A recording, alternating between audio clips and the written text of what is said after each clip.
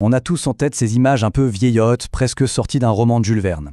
Pourtant, la technologie dont on va parler aujourd'hui a trouvé une seconde jeunesse à l'ère du numérique. On va explorer ensemble l'histoire vraiment surprenante des tubes pneumatiques et on va voir qu'ils sont très, très loin d'être un simple gadget du passé.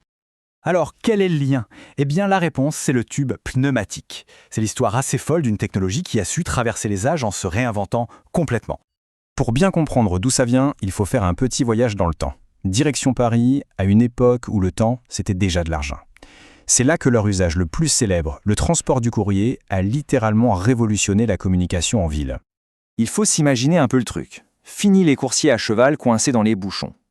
Les Parisiens pouvaient envoyer une note, le fameux petit bleu, qui filait sous la ville et arrivait en quelques minutes. C'était en quelque sorte l'ancêtre de l'email, un service devenu essentiel qui rythmait la vie de la capitale. Et ce système, il a tenu bon pendant 118 ans. C'est énorme. Ce qui a commencé comme un service un peu VIP pour les hôtels de luxe, s'est très vite démocratisé pour devenir un vrai service public de masse. Le pic d'utilisation, juste après la guerre en 1945, montre bien à quel point c'était devenu crucial pour retisser les liens aussi bien sociaux qu'économiques. 427 km. Pour se donner une idée, c'est plus que la distance entre Paris et Luxembourg. Ce n'était pas juste quelques tuyaux, c'était une infrastructure colossale, un véritable réseau secret qui pulsait sous les pieds des Parisiens. Mais bon, envoyer des petites lettres, c'était bien joli, mais certains inventeurs, eux, voyaient les choses en beaucoup, beaucoup plus grand. À New York, par exemple, il y a un inventeur, un vrai visionnaire du nom d'Alfred Ely Beach, qui a eu cette idée complètement dingue. Si on peut faire voyager des lettres, pourquoi pas des gens? Et il a construit en secret un prototype de métro propulsé par un ventilateur géant. C'était luxueux, c'était confortable, un véritable aperçu du futur. Le projet a eu un succès fou auprès du public. Mais voilà, l'opposition politique et une crise financière sont passées par là et ont eu raison de ce rêve futuriste. L'entrée du tunnel a été scellée et cette invention incroyable est tout simplement tombée dans l'oubli pendant des dizaines d'années, enterrée sous Broadway. Alors, avec toutes ces histoires, on pourrait se dire que le chapitre est clos, que cette technologie appartient définitivement au passé. Mais en fait, c'est maintenant que ça devient vraiment surprenant. C'est la question qu'on peut légitimement se poser. Le fax, le téléphone et bien sûr Internet ont-ils sonné le glas du tube pneumatique? Eh bien la réponse, et c'est là toute la surprise, est un grand non. Le contraste est assez parlant. D'un côté, on a la grosse machinerie à vapeur, très 19e siècle, un peu brute. Et de l'autre, une station d'envoi hyper moderne, nickel, dans un hôpital d'aujourd'hui. Fini le charbon et la vapeur, place à l'informatique, à l'automatisation. Le principe de base n'a pas changé, mais la technologie, elle, a fait un bond de géant.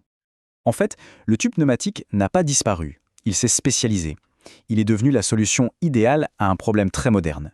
Comment déplacer des objets physiques rapidement, de manière fiable et sécurisée, à l'intérieur d'un même grand bâtiment ou d'un campus? Prenons l'exemple du CHRU de Lille. Là-bas, chaque poche de sang qui part est scannée. L'ordinateur identifie immédiatement le patient, le service de destination, zéro saisie manuelle. La traçabilité est totale et ça, dans le médical, c'est juste non négociable. Et à l'arrivée, c'est pareil, c'est ultra sécurisé. Pour récupérer la capsule, il faut non seulement son badge professionnel, mais aussi un identifiant unique lié au patient. Le risque d'erreur humaine est quasiment réduit à néant. Mais attention, il n'y a pas que les hôpitaux, loin de là. Dans la sidérurgie, on s'en sert pour envoyer des échantillons d'acier en fusion à 900 degrés directement au labo pour une analyse quasi instantanée. Dans les usines, pour livrer des pièces sur une chaîne de montage. Ou même dans les supermarchés pour sécuriser le transfert de la caisse.